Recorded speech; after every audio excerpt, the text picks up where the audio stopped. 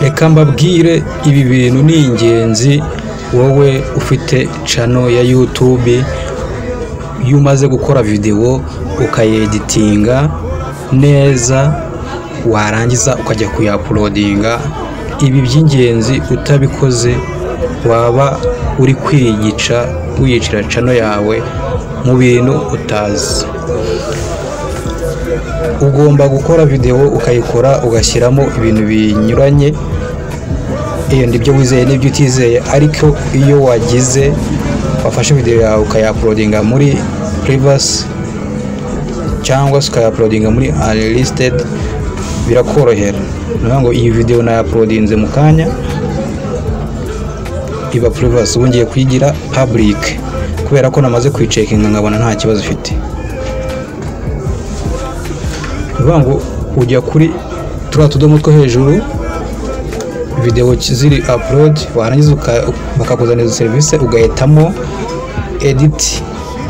Wamara guhitamo edit bakakujyana kuri uru rubuga, bahita bakuzanira neza ibyo wanditse byose, ubundi boshye ukabyeditinga, ukandika ukareba ibyo wanditse nabi kwikosora, warangiza hanyuma ukareba ahantu hari ikibazo hose ukagikemura, noneho ukajya kuri privacy ukayikuraho ukemeza public. Noneho sasa video yawe, kuko iba yamaze kugera kuri YouTube, bamaze kureba ibibazo ifite, ndetse nawe wamenye ko video yawe nta makosa arimo na make.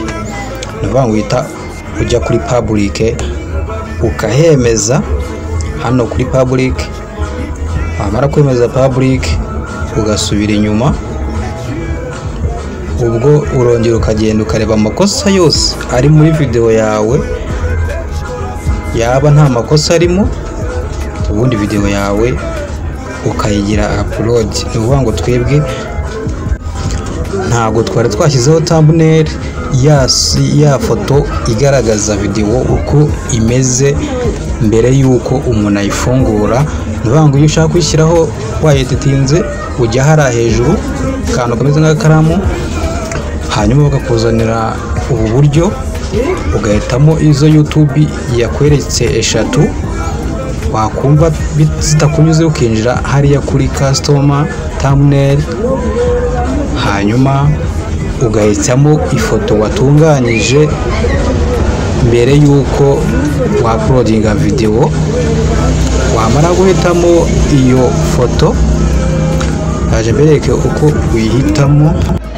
Mbibutse wowe utarakora subscribe, bikore nonaha kuko urimo uracikwa cyane kuri Mvuyekure Tech. Hari byinshi tubageneye.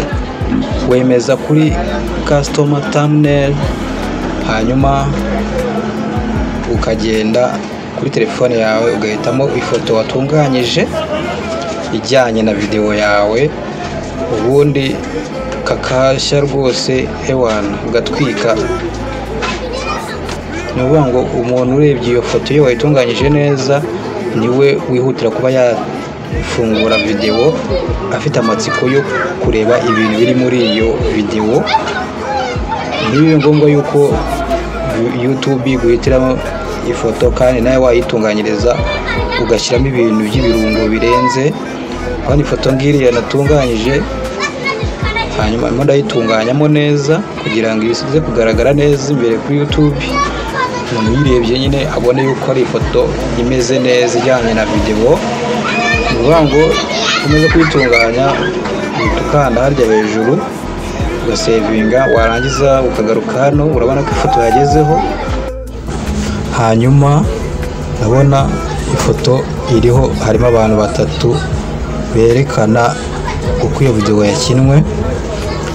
Iyo umaze gushyira iyo foto, nivuga ngo usuzuma ubuntu bwose bwo hasi, ari location, ari public, ari audience, ukareba ko byose wabyujuje neza. Warangiza ugasevinga video yawe igatangira ikajya public, ku buryo umuntu azayireba n'ubundi video yawe igaragara ahantu hose itarebwa n'umuntu wowe ushatse nk'uko byari byemejwe mu kanya uvuga ngo videwo ko none aha ngaha umuntu uwo ari we wese videwo yayibona. Dore haciye amasegonda 3 yonyine videwo igeze hanze. Ni ukuvuga ngo wowe wakoze subscribe wayireba, nawe utarayikora nicyo gihe cyo kugira ngo ukore subscribe, hanyuma tujyane kuri Mvuyekure Tech, hanyuma ukomeze umenye neza ibintu bikurikiye kuko byinshi cyane ni uburyohe gusa. Icyo mbifurije ni ugutera imbere. Murakoze cyane, naho ubutaha.